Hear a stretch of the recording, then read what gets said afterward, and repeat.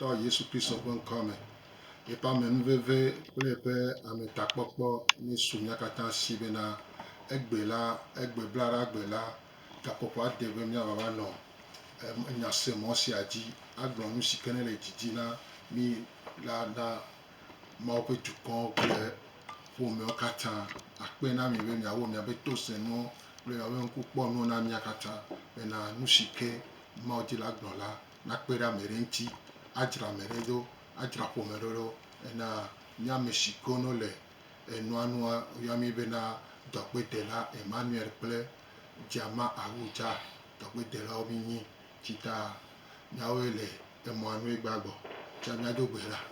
Mawu Ŋusẽkatãtɔ, ame si wɔ dziƒo kple anyigba, ame si ke ta gãnyenye sɔŋusẽ bla le dzi, mɔ bubu aleke mesɔ kpakpli o la. Mawu ololo kɔkɔ goglo dzidzi, mí de ŋdo na wo eye mí de ta gu na wo. Mí subɔ gaƒoƒo sia me bena ewoe na gbe mí va teƒe sia la, ewoe dza na gbe eye nya si ke ne ato tsã la ato so wo nya la me, awɔ dɔ le ame ɖe ƒe agbe dzi, adzra ƒome ɖo, aho ŋku na ame ɖe, ahe ɖeɖefia va ame ɖe ƒe agbe me la. Mawu ɖiɖi kple wo gbɔgbɔ kɔkɔe ƒe ŋusẽ la naxɔ todzinɔlawo katã si ke ne le se mía ŋkɔ gaƒo sia me la, naƒo nuƒo na wo nyuie ɖe eye nya si ke ne la to kple ŋusẽ kple dɔyɔyɔ kple ŋkunu kple dzesiwo. Papa le Yesu Kristo ƒe ŋkɔ afi si ke mɔviwo nɔ anyi ɖo be yeagblɔ wo nya la, exɔndriba kple eƒe agbasidzo tsã dzina be yeawɔ nu ɖe dzi ta mí do se na wo, mí kpe Yesu ƒe ʋu na woƒe ɖoɖoa katã eye mí nyrɔ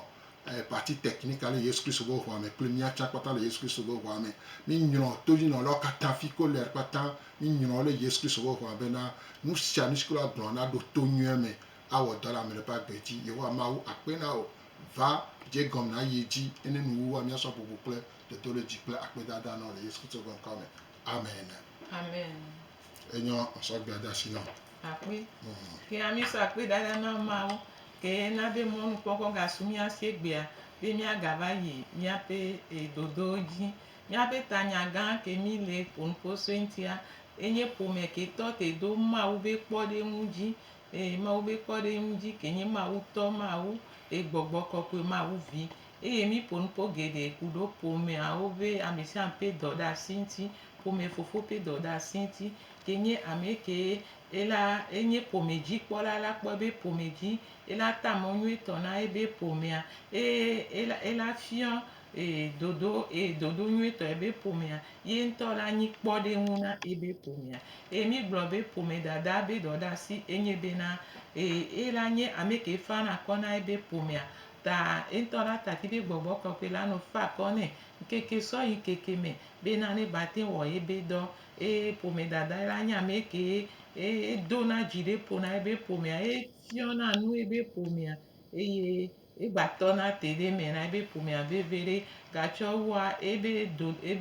ɖe asi tsã nye be aƒo toɖo na ebe ƒomea kuɖo ela nye kpeɖeŋutɔ vavã. Ela srɔ̃ eɖokui na ye be ela nye kpeɖeŋutɔ na ebe ƒomea le mɔ sia me bena ƒomea ne ba te kpɔ ŋudzedze. Eye mí gblɔ be le ɖeviwo be teƒea, ɖeviwo be nya enye bena mí tɔ te ɖo Efesetɔwo ƒe agbalẽ tade kpikpi ɖeka va na etɔ̃ woa bena ɖeviwo la nye ɖevi kewo dona to woabe dzilawo ye wola dze agbagba bena wola nɔ do to ye wola nɔ wɔ edzi. Wola nye ɖevi kewo kpɔna woabe dzilawo ɖe asixɔxɔ gã aɖe me. Wola nɔ kpɔ woabe dzilawo kuɖo asixɔxɔ gã aɖe ye wola nye ɖevi kewo wotana ti woa ɖokui bena woatu wo ɖo, woata mɔ na wo, woafia wo mɔ, woamla wo, woado gɔmeɖokpe nyuie na woƒe agbea ŋuti bena ne wotsɔ wova ɖo dukɔ mea ne wonye be wova yi sukulu ye o, dɔkplaƒe ye o, Mawu be ƒuƒoƒe ye o, ƒuƒoƒe ɖe kpekpea woa ŋutɔ tsã wola nye kpɔɖeŋu, wola nye ame kewo hiã ga sia ga me ye wola de wo enu kewo tsã wonya sɔ de go. Le esia mea ƒome wã etɔ te ɖo Mawu be kpɔɖeŋu dzi, etɔ te ɖo Mawu be ɖoɖo dzi ye ƒome wã ekpɔna ŋudzedze. Nenye be ele nene ye ame sia ame wɔ ebe teƒe, ewɔ ebe dɔ ɖe asia, ƒome wã agbomumu na le nu o ye futɔ tsã mekpɔna emɔ le ƒome wã ŋuti o. gambe ma uba si nona pome aji ma ube kekeli tona kpo na etona kpo pome wa ye viviti ya mutengogo na viviti nona zoge ta pome wa ekpo na mujeje eji na dejicha enye na enu kwasi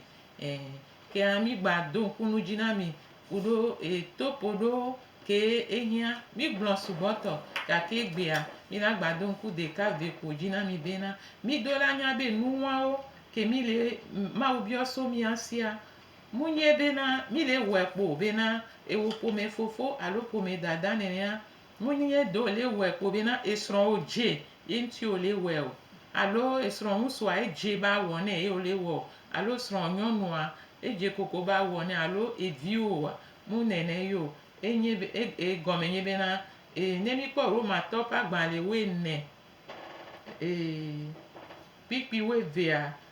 funo gbon bena amesi amelana ebe akonta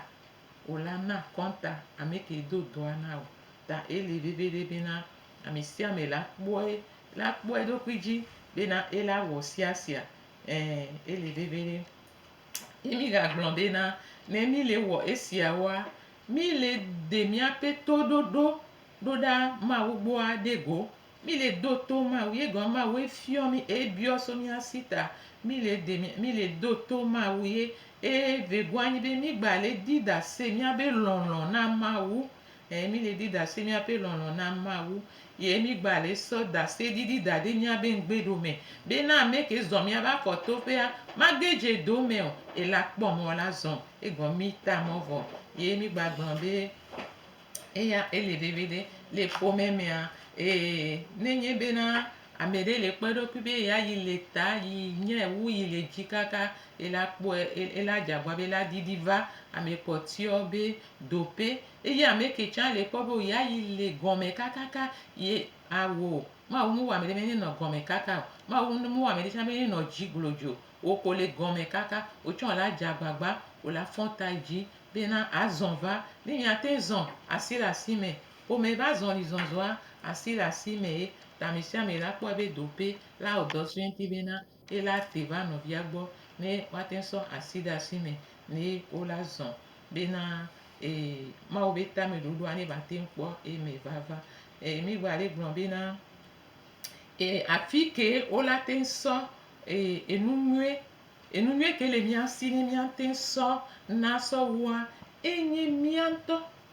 nne ke le mi asini so na so le mi be pomea enye mianto pomea ehia eto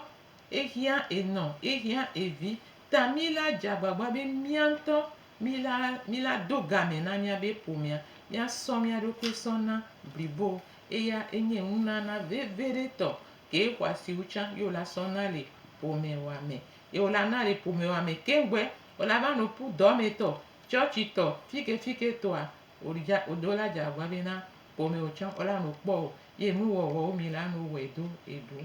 emi ga gbon be tepe ke o la gba te on vo sa ganto a so wa le mi abe vosa ganto ke mi na tin wo so wa enye mi ato mi abe pome ame emi te le sa bo mi ado kwi na mi abe pome a mi la gba tin sa bo mi ado kwi na ati bucha gota chan dome alo popope o enu na nwe to ke gba le mi asi ele enye nu na ganto ke mi la so na so wa enye lonlon ele vevere mi la lon mi abe pomea de ma we na la ma u ja bio wa konta o le we do ma unti mi do la so nu na nyiwa ke nye lonlon mi la so na de mi abe pome u me mi gba le gbon be na enu na ke gba le mi asi mi la gba so na mi abe game eji a o la po pome sugbo a no gbe do a me apa o gba le po mo trevo weche ala lo me ne pome a me no do a me po alo me po alo po game apete la lo me ni mu jalo ni mu volo pome a me yo la so o la iwo do wa e la jeji no cha ne pome a me fa ne o wonde pepe e la jeji no agbo ko to a e la hun e gon be na enyon apeji fa de bi opeji fa ko le pa ya ira pasa odo esrɔ̃ tsã be dzi musua tsã be dzi fa ye ɖeviwo tsã be dzi fa wo nyɔnu ko le yayra ela dze ŋgɔ nɔ nene ke yayra wa ekplɔna ɖeviwo tsã do ye wa ta mi do la do game na míabe ƒomewo ye nunana gãtɔ ke le mi la gbasɔ na le míabe ƒomewo me enye nu xɔasia enye míabe bɔbɔenyenye ehiã le ƒomea me do la do dzesi bena mawa ebiɔ esia so míakpata míagbɔ ta mi da akpe na mi be mi kplɔ mi do eye nyisɔ tsã mi do gbe ɖa mi ƒonuƒo ku ɖo ame kewo le hahawo me ku ɖo leke woabe ƒomea mu le teƒe tututu o ame ɖewoa wo dzi via kposɔ da ɖi trɔ ŋgbe dome ame ɖewoa ete nyi ŋutsu ete nyi nyɔnu womu le wɔ dɔdeasi ɖe kpekpe ku ɖo ƒome ŋuti o vɔa Mawu ya mu do ƒomea nyi kpo bena dɔdeasi ŋkpasae do Mawu la te kaka agbetɔ ɖe anyigba dzi blibo vɔa edzi be ame sia ame ne wɔ ebe dɔdeasi ame sia ame ne wɔ ebe akpadzi bena ƒomea ɖe na ɖi ye Mawu ewɔ ƒomea ɖo ŋutɔ be kpɔɖeŋu ŋutie ta mi do la mi ƒonuƒo ku ɖe ŋuti nyisɔ mi do la dze agbagba bena ame sia ame dɔdeasi kui veve ɖe le ƒomea me esia manɔ emea edzigbagbawo ɖeviwo ƒe dzigba wo mu dzesi woatɔwo wosena woabe ŋkɔ kpoe wo dzesiwo vɔa woabe ƒodo mu dzesi woatɔwo woabe hiahiã ɖe kpekpe mu dzesi woatɔwo woabe to kpoe sena edefu Mawu ne kpe ɖe mía ŋuti bena esia nakpɔ ɖɔɖɔɖo sigbe nyɔnu ɖewo tsã wo dzi sɔ da ɖe wo dze agba wo ne anɔ ya ke gbe le afɔka anyigba kɔa etrɔ ŋgbe dome le yi le nɔ teƒe bena ame ɖe ne dzrae do ne ava ɖu mu le teƒe o mi gblɔ bena dɔdeasi wa ame sia ame la dze agba mo ka nu ke le dzɔ ame sia ame la wɔ etɔ mi gblɔ bena ɖeviwo tsã ɖe wo do la nya be yewo be dzilawoe nye eshel antsrɔe ke dzi wo la zɔ̃ kegbe wo la do afi ke wo la do nenye bena o te nye ɖevi o dzɔa so lekeleke ne antsrɔe wa mu le ŋgɔ nɔ bena alia o ma te do ati ɖe kpekpe dzi o la no zɔ̃ atia gɔme vɔ la no kpɔ be amewo le ati dzi vɔ ye o ma te lia o hi antsrɔe wa be ne o la sɔ afɔ da ɖe ɖeka ye o tsɔ la va do dope ke Mawu eɖo na o ta ne ele nene ye Mawu kpe ɖe dzilawo ŋuti ye wo wɔ abe akpadzia ewo ko do atia dzia o le do atikutsetse nyuiwo o le kpɔ amakpa damawo gaŋlɔ bena ɖe ŋɖe dzi zɔ̃ kegbe yi do funu o egɔme gbe ɖeka ela gba va hiã bena o la dzi o do dzia vɔ yɔ sɔ afɔ sɔ ƒo antsrɔe wa dangbea gake mo le dza va ɖia kuhi la nɔ eŋuti nɔ mi kpɔ be dzila ɖewo tsã shell ke mi le gblɔ be antsrɔea wonye antsrɔe ke adziɖevi dɔ eme ke ne ɖevia sɔ afɔ ɖeka da ɖea mate sɔ vegoa da ɖe kaka la yi o alo dewa aŋudza ɖeɖe ke ɖevia mate lia edzi la yi edope ke Mawu do nɛ o ye ame buwoe va xɔna dɔ wa sɔ o vɔa Mawu ne ve dzilawo tsã ŋu bena wa dzesi woabe dɔdeasi ne Mawu yra wo ku ɖo via nye ame bue la va kpɔ edzi bena wo la va ɖu sɔgbe ɖo ɖevi ɖe biɔtɔ akpɔ bena ɖe o gblɔ be nye mu nyɔ ye o sɔm dangbe le awo me egbe kafla Mawu va ve nu nye eva nyɔa ɖe meke o dzi ko sɔm da ɖo mɔdodo dzi meke o dzi be ne va sɔ le mɔdodo dzi ne dzrae do ne zu nu o ya la va ɖu egbe ma evitɔa to ne be o ya Joseph be nyi mu nene Joseph to anɔe wɔn Jacob mu sɔ Joseph sɔ dangbe o yi ame be nyawo eva nye Joseph tɔ ta mi de kuku na dzilawo bena ame sia ame ne kpɔ etɔ ɖe me ne Mawu ne ba yra mía kpata le Yesu Kristo be ŋkɔme kia egbea mi le dza ye dzi ku ɖo leke mi la dɔɖɔdo kewoe mi la sɔ va le ne míabe ƒomewo míabe ƒomeawo wo da ƒu vɔ ƒomeawoa wo dzo le Mawu be ɖoɖo dzi vɔa mi ma nɔ nene o mi la na bena dɔdɔdo ela va godogodo bena ƒome ko gbã o la trɔ fɔ̃ o la trɔ tsa ƒome ko hi ame be nyawo wo va tsɔ wa dzi ye wo ŋute le do Mawu be dodo wo ŋute le zɔ̃ le Mawu be dodo mea mi la te dɔɖo Mawua ena mi si dzedze bena míaba nyi dzeƒea matrozo anyimlo pe na mio tami le chaso popude te pewi andren te pewi andren esia eka esrongusu eka sronyonu egba kan devi ocha mila jagbagba nututu gban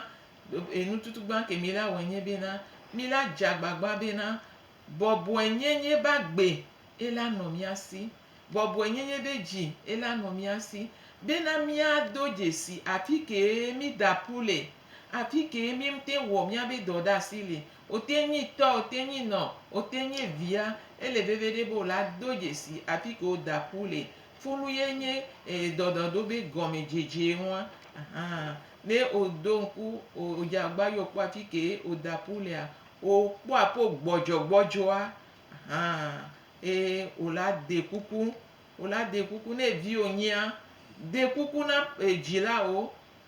na jila o ola soke o ne esron muso onya de kuku na de evi o alo esron o de kuku fa ego ne bobo enyenye lemewa a de kuku be muti fafa ne bava eya munye ekpe kemila mi o enu ebenyi emi adima uta tutu gba nye bena ola de kuku na jila o alo la de kuku na esron muso alo la de kuku na sron nyonu enu wa de na funa medo nte gombe na ukple so kaka bi feme o wa ne bobo enyenye lemewa ola te njira nudo yene ode kuku na jila o wa oto cha ola jila o cha ola hode dia be kuku dede alo sron muso ala ho sron be kuku dede alo sron nyonu a ola ho sron muso be kuku dede o ma to dede gigle gan be na ya ye ma so ke o ya de o mu janagwa amesi ame janago bo ami mu yi po meme be na ya ba hun ku gan no po ame abe gbojo te pe yo bo wa ma mi on ku video gbojo te pe aji ye mi apo enu nweke la tu mi do mi ja ba tu ya no do le po meme mi ja ba tu ma u ba we mi ja ba tu eduye ta mi la jagba be na ne ameke bi ososo ke a mi la soke fofo la soke evia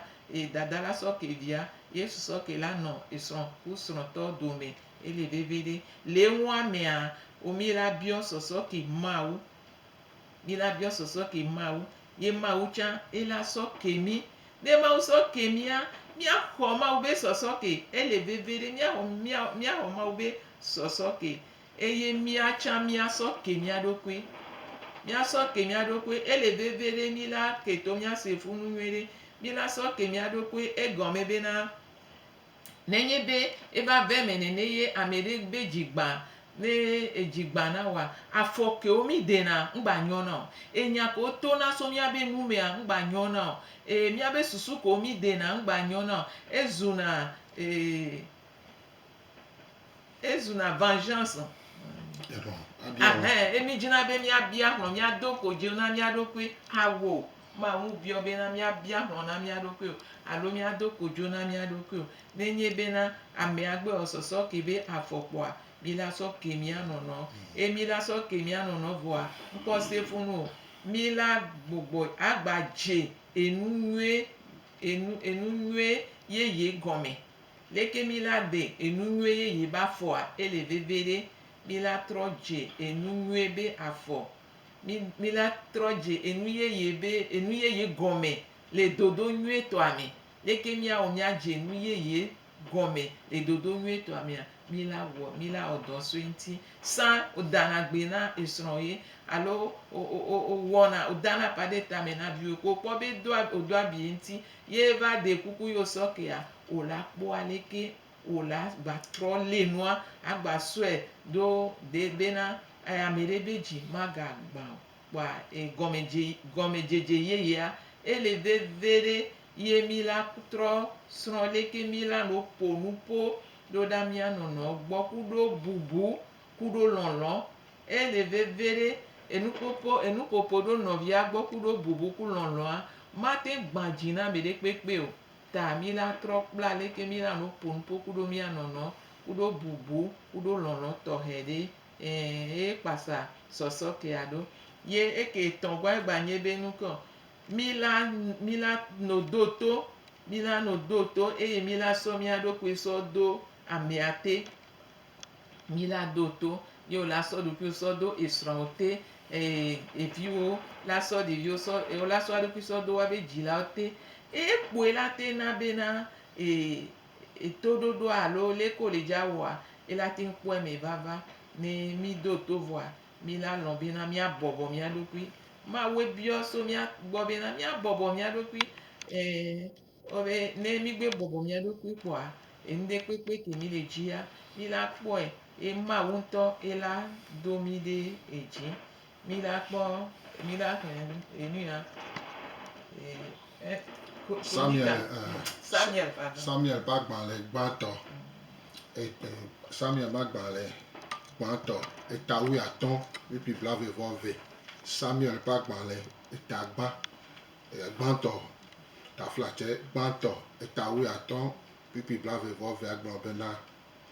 tete Samuel gblɔ bena numevɔsawo kple akpeda vɔsawoe dzea Yehowa ŋu wu egbea kpɔɖa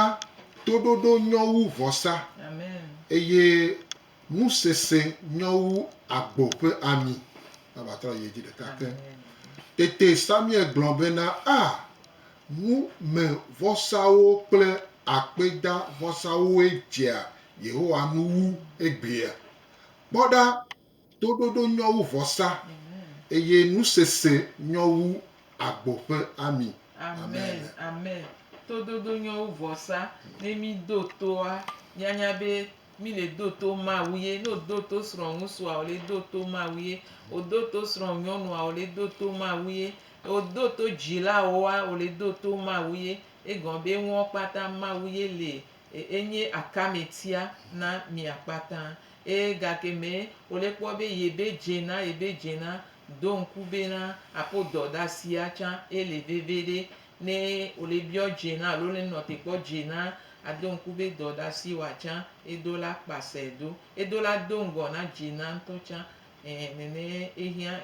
nene ɖokui bɔbɔ biɔ ebiɔ so mia gbɔ ewa ye mi la gblɔ enegɔa enye bena mi do la trɔ kpla leke o ƒona nuƒo na mia dzilawo alo na mia nɔnɔwo kuɖo leke mi la ƒo nuƒo do bena enya ke mi le dza gblɔa wo la te se gɔme na mi o wo la te xɔe wo la te xɔ nya na mi o ele veve ɖe nunye be asi te kpo aƒo nuƒo o leke o le aƒo nuƒo le ɖoɖo nyuietɔa nua ye amea tsã ela xɔe na wa ele veve ɖe nuwo kpata wo kpla nɛ le ƒome me ye donc nenye be mi le dza dɔ nu ɖo kɔa leke mi sɔna nya dana gbedo na mia nɔnɔwo sã ma yi nene o ne o le dza ƒo nuƒoa o la kpɔ gake me o la ƒo nuƒoa kuɖo afi ke o la sɔe soa kuɖo enya ko le dza gblɔ le ɣeyiɣi wa me kpɔ be enya ko dza gblɔ le ɣeyiɣi wa mea ɖe o va nyuie ɖea ele ebe teƒea munye gake me o le wɔ nu veve ɖea ye o la va sɔ alo le wɔ nu bo o la va sɔ tɔ wa sɔ do emea kafla o ma xɔe na wo nyuie ɖe o kpa mi do la kpla leke mi la no ƒo nuƒo kuɖo mia nɔnɔwo eya ele veve ɖe mi la gba kpla leke mia nye dzila nyuietɔwo mianye dzila nyuietɔwo na miabe viwo ye mi la kpla leke mi la nye evi nyuietɔwo tsã na miabe dzilawo esrɔ̃ nyuietɔ na mia srɔ̃ na mia nɔnɔ ye mi la nya nu kewe mi la gblɔ le gaƒoƒo nyuietɔa me ele veve ɖe enya ke mi la gblɔ le gaƒoƒo nyuietɔa mea ele ebe teƒe gogogogo le dɔdɔ ɖo be teƒe wa munye bena o la si te kpo ye o ma de ŋgble so nya ko dza gblɔ ŋuti ɣeyiɣia edɔ mia dzia atmosphère bon ɣeyiɣia edɔ mia dzia ye o la sɔ aƒo nya va o la kpɔ be o la xɔe na atu ye le ewa mea mi la gba no nye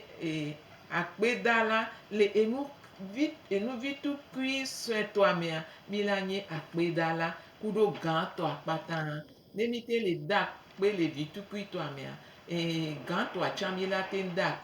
akpedada mi la nye ame ke dana akpe na mia nɔnɔ ewa egba dona ŋusẽ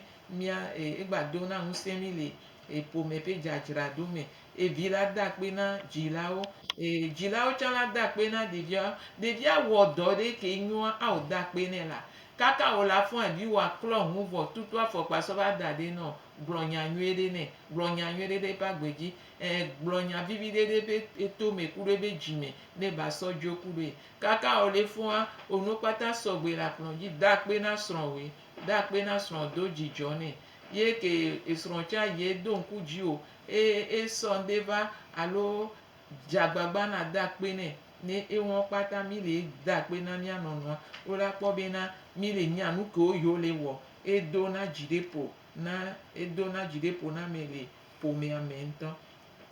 ye vevetɔa mi la gbe nu le asɔ esrɔ̃ sɔ nu sɔ ku ɖo amebu alo asɔ edzila wòsɔ nu sɔ ku ɖo amebu edzia enua eva na eme muse kpɔ nyɔnu ɖe biɔ srɔ̃a bena etsa le yɔ eɖokui be wo le yɔ eɖokui ɖo ŋusuwo mea be mu kpɔ wa tɔwo be salɔa ye tsa le yɔ eɖokui ɖo ŋusuwo mea ŋusu be nye be va de woe kea mu nye salɔa ye va de o ta ke gbe nye ŋusu ye va de o kpoa esrɔ̃ nye ŋusu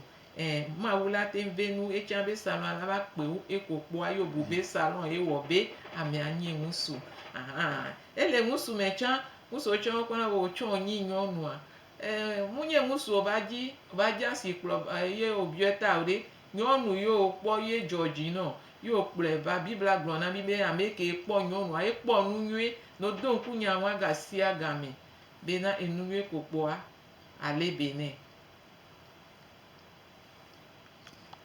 eye ɖeviwo tsã wosɔna wa dzilawo sɔna ku ɖo amebuwo vevetɔ kɔme wodo na ha wola be amea be tɔwo wɔ leke amea be nɔ leke eya ye be tɔwo mu ƒle portable gã nɛ o alo ye leke awo mi le dɔnu ɖo ne gake me mi le dzra ƒome ɖo mi le dɔnu ɖo be dɔdɔ ɖo ne va kpoa wo ma gba sɔ ŋɖe kpekpe sɔsɔ ku ɖo wo ma gba sɔ ame ɖe sɔsɔ ku ɖo ame ɖe o wo ma sɔ tɔ wa sɔsɔ ku ɖo amebutɔ egɔm bena ko ya va ƒomea mea mu nye wo biɔ gbe mawu sɔna o ta leke kpo dzilawo lea o la no da akpe ɖe wa ta enu ko le dzi be dzilawo no wɔ na wa no gbe le do gbe ɖa kpoa mawu la wɔ to wa tsã wa dzi na o godoo ne ŋute wɔe tsã mu nye yiya me be vɔvɔ pe wɔn o ya o la dzagba be sɔa o yɔ la te va wɔ na eviwo fã nenye bena o bɔbɔ ɖokui o donc asɔ nusɔnu sɔ ku ɖo ame alo asɔ dzilawo sɔ nu sɔ ku dzilawo alo eviwo tsã no nye ame tɔ̃a dzilawo sɔna eviwo sɔna ku ɖo ame kpɔtɔe be ame ya ele leke elena gbãtɔ lo ame ya no yɔa ekuna ɖo awo dzilawo tsã mudo la sɔ ɖevi ɖe sɔsɔ ku ɖo ɖevi ɖe kɔdzoa tati kɔdzo ne nɔ sigbe leke be lea kpe ɖe ŋuti ne ba nɔ sigbe mawu leke mawu le dzi bena ne ba nɔa abla tsã kpe ɖe ŋuti ne ba nye nu ke mawu le dzi be ne ba nya gasɔsɔ ku ɖo akuvi o asɔ ame sɔnu sɔ ku ɖo ame wɔn egbana dzi ta mi ɖe kuku be eya ŋgba nɔ ƒome me o. Nyahu kane to dzinɔlawo donc ani mi la yɔ 93 04 38 38 93 04 38 38 blasi ɖeke vɔ tɔ̃ na ɖeke ene blatɔ̃ vɔ nyi blatɔ̃ vɔ nyi blasi ɖeke vɔ tɔ̃ na ɖeke ene blatɔ̃ vɔ nyi blatɔ̃ vɔ nyi yake ɖe mia ŋuti le JVA radio de l'évangile eyɔ ne enya ɖe le asiwò la biɔ alo ɖase ɖe ebe aɖi la alo muse nu ɖe gɔme la wa emɔ ɖeɖe le be eka le huhum lo mama minya dzi. Yo mi da akpe ke mi le to dzi mi gba ye dzi le gblɔ bena mi do la dzagba mi la no sɔ eƒe nyi dzila ku ɖo ɖeviwo esrɔ̃ ŋusu ku ɖo srɔ̃ nyɔnuwo mi la no sɔ amea ɖo vo na ebe nu gbegble ke be wɔa amea ne ve me be egbe be wɔ nu gbegblea mu nye amea nye nu gbegble o enu ke be wɔ egbea nye nu gbegble ta o ma sɔe sɔ baka enu ke be wɔa yo la bena eya enu ya ɖeɖe kpo be nyi awo egbe be wɔ ta mawu tsã ne be asɔ mi sɔ no tsaka ku ɖo mia be nu vɔ alo mia be gbɔdzɔgbɔdzɔ wa nye ka ɖe dzi be gbea kaɖeɖe la gba nɔ mia ku ɖo mawu dome o ta le pomemea ne kafla ne vi wo nu gbegblea ne va sɔ nu ya o egbea o la leva o la po nu nɛ o la po todo nɛ bena maga yedzo voangbatɔ yɔyɔ be fianfi su fianfi tata zereka o no le gblɔ nenea o le daŋe ɖe yome ne ɖevia ne wɔndea abe amemabutɔ. Non, mais il y a mis à 93 04 38 38 93 04 38 38 Blasi le ke voton na le ke ene blaton voni Blasi le ke voton na le ke ene blaton voni ya keremia ti le radio JVA Yehowa mawu sekatato lo nyame nyagbolo eta mi le toji ne nyare la si o la bio alo musende gomo la mode de le ke ami yedzi mi le gblɔ bena ne va ve me be ɖevia wɔ nu ɖe gbe ke mu nyoa alo agba be sɔ ge ade si egba evɔ ŋgba bidzi na sɔ baka enu ke be wɔ fifi. Allo, dzo le mɔa gbɔ vi ɖe.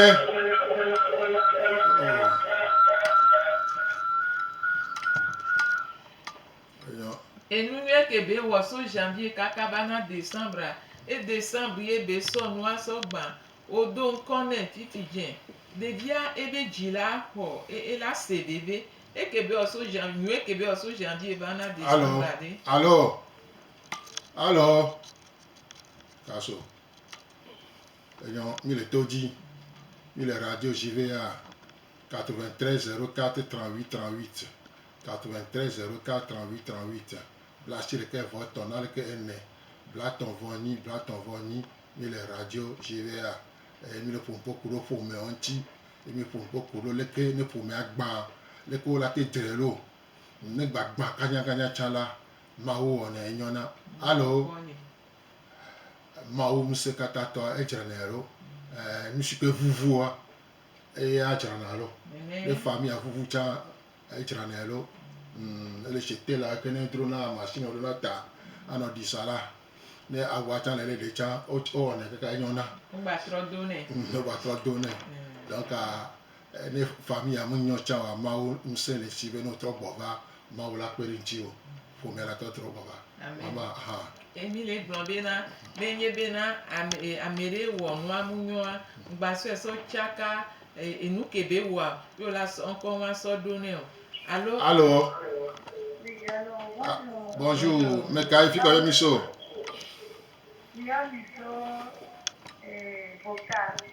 Enyo. Yo bien.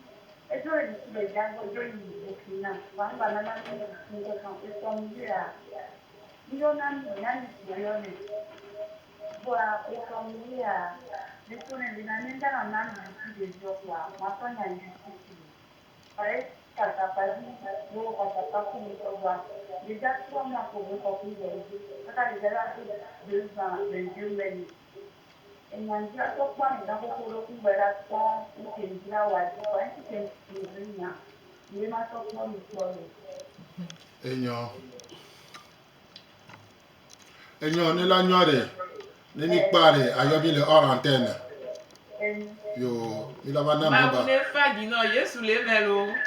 amen yo ne mi ya papa mi la na number enyo mi le radio JVA 93 04 38 38 93 04 38 38 Blasi le ke voton na le ke ene blaton voni ya ke le mianti le radio JVA Jésus vous aime.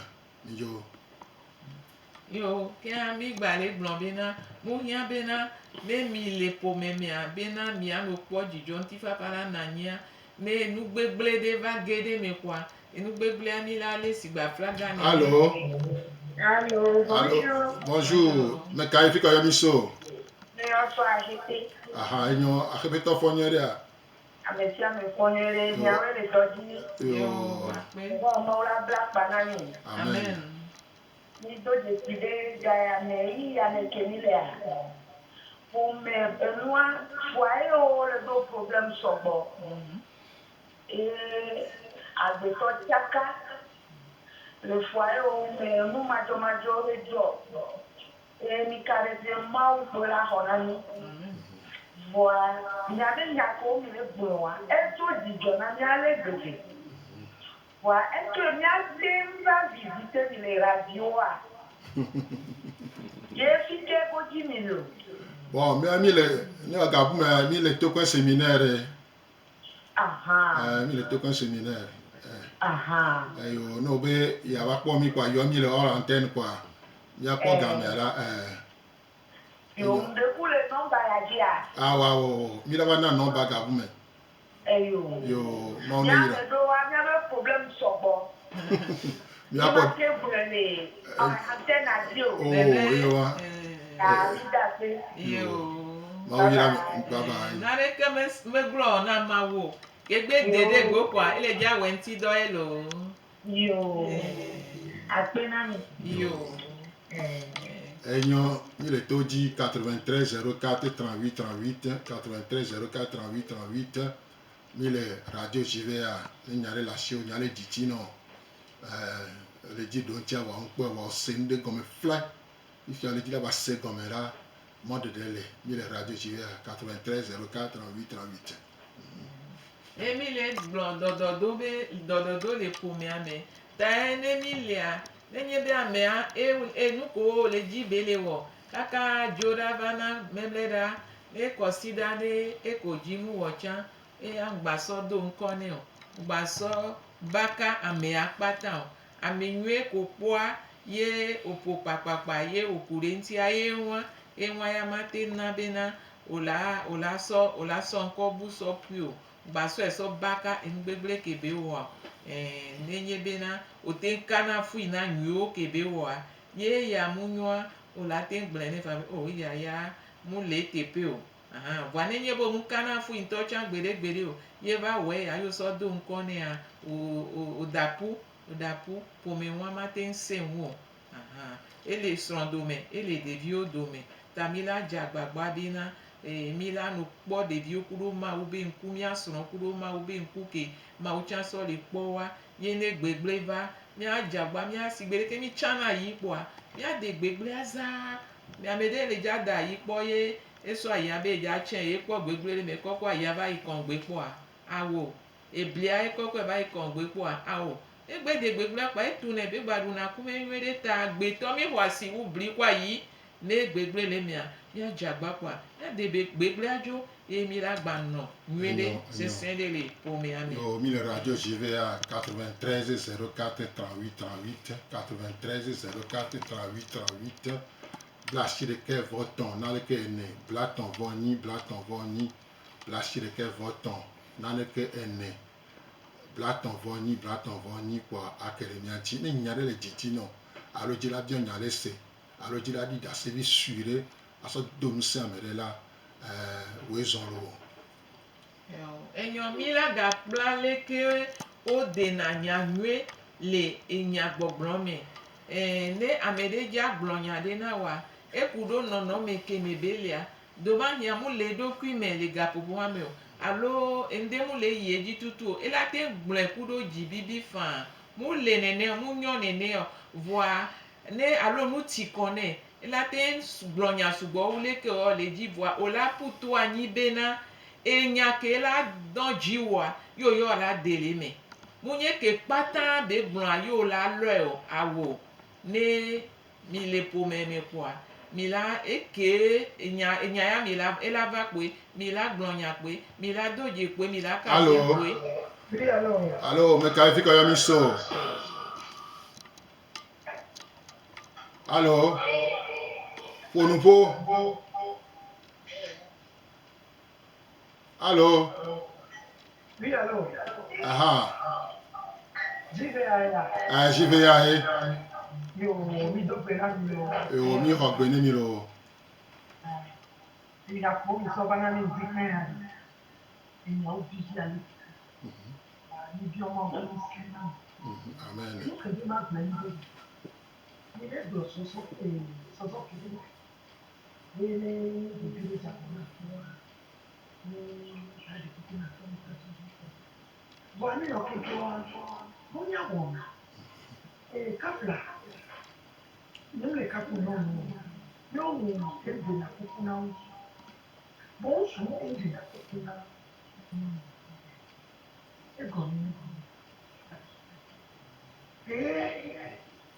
Yele de kúkúrú yà yẹ bọ̀bọ̀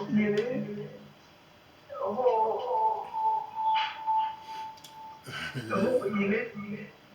yele títí yele náà sùn fún wa ní ìgbàyé wọ̀ yà sùn ẹ̀bẹ̀ ní ọjà kọ̀dọ̀ sùn yóò tẹ́ ń di kúkúrú yà. Ní oṣù amáté ń di kúkúrú yà wọ̀ sùn. Kati ènìyàn wá ń tiẹ̀ faso ló sọ dènà kókó kì í mú ní kòkòkò rẹ àjẹkùrò bẹ́ẹ̀ nìdí kókó bàbá sọ ló sọ wọ̀nyí lédè ní akẹ́kẹ́ ní lè sèmú kọ̀mí náà nínú yẹn sọ àjẹkùkọ jàkọ̀ ní ọ̀wà níbi ìdí kókó ní yóò máa jàkọ̀ náà ń sọ ìta ìdí kókó ní ni wọ́n sọ lọ́wọ́ bẹ́ẹ̀ bí sí àgbẹ̀ bá gbẹ̀ náà wọ́n mìíràn. Ọdúnni, eléyìí, bua, ó sùn jẹ àgọ̀ ní tí wọ́n ń lédè kúkú láyè. Enyo, sisa, mi game alili vivire, donc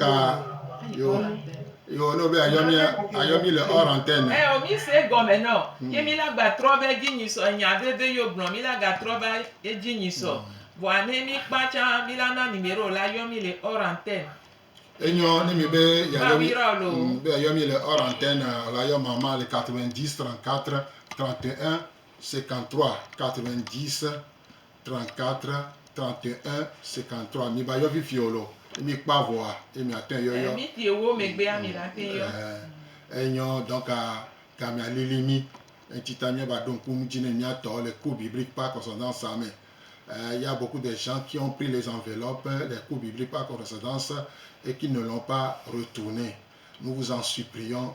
cherchez à remettre les corrigés et les leçons pour que nous puissions vous donner une nouvelle leçon. Donc, sans tarder, nous avons déposé les cours bibliques pharmacie El Shaddai en face de l'Estao, pharmacie Adonai à Agoué, non loin de Philopathe, pharmacie Zanguera, non loin de le lycée de Zanguera, et centre communautaire de Baie, entrez là-bas et vous aurez les cours bibliques par correspondance. Donc, toute personne qui, auto-école Petit Jésus, en face de l'église catholique, à côté de la boutique Optique à Dieu la gloire. Donc, nous sommes auto-conséminés. Donc, nous vous en supplions, faites quelque chose pour que la gloire de Dieu soit avec toi aussi. Donc, on va prier. Donc, si vous voulez nous contacter, 70 41 09 27, 70 41 09 27, 99 48 35 45, 99 48 35 45, et vous serez avec nous. Donc, il y a deux béras quoi. Il y a ça, un béton. Papa ziale sike we je gome kudo mia. Mia me gbeto mi la to telefi wa mi nya be wo ma wi omuto na te. Ta mi gba so ejike patan senya so brede asiome. Susu ko patan enya me gedu ami so da asiome. Mi bio be na wo mu se ne plonya do wo mu se ne tro wo do le wa pe susu mo wa pe jiome. Enu ke mi le gbon egbe a. Ene nye be po me pe do ta papa pere musun ti pere nyonu ti devi on ti ba me si ame ne jagbagba ne wo ebe akpaji bobo nyenya ehia na musu ehia na nyonu ehiana ɖeviwo enene ye dzilɔ la ƒo ɖe woabe viwo me. Papa mu gblɔ va ame ɖeka yo ta ame sia ame akpatɔ abe dɔwɔwɔ egbɔgbɔ kɔkɔe yi dzi na de nugɔme na wo na klẽ ɖe woa me ye asɔ bɔbɔe nyenye ƒe dzi sɔ na ŋutsu sɔ na nyɔnu sɔ na ɖeviwo nugɔme sese nyuietɔ adokui bɔbɔ ƒe dzi lɔlɔ ƒe dzi hafi ke ne lɔlɔ le la nuwo kpata yina nyuie ta wo nya ne de wo ŋusẽ ne de megbe na nya ya bena enya ya ne ba to ke ne ba miɔ ne tse ku le agbɔsɔsɔ me ne ba nye viɖe na mía kpata le Yesu Kristo be ŋkɔ me. Amen. Amen. Enyo.